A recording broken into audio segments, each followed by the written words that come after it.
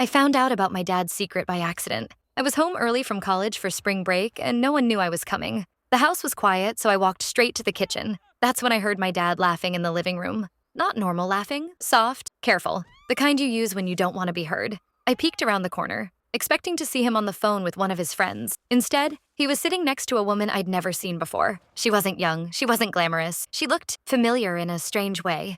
They were holding hands. I stepped back before they saw me and walked outside.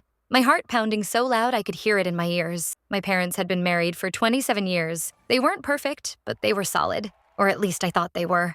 I stayed in my car for almost an hour, trying to decide what to do. Confront him? Tell my mom? Pretend I never saw anything? When I finally went back inside, the woman was gone. Dad looked surprised to see me. Too surprised. "Hey, you didn't say you were coming home?" he said.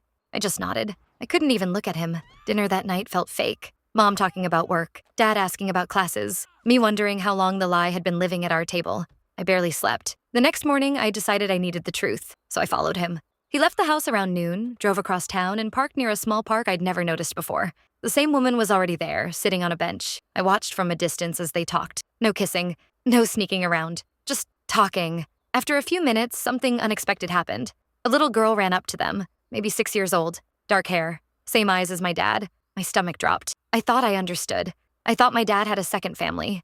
I felt sick. I must have made a noise because Dad turned and saw me standing there. His face went pale. For a long moment, none of us spoke. Then the woman stood up slowly and said, "I think he deserves to know."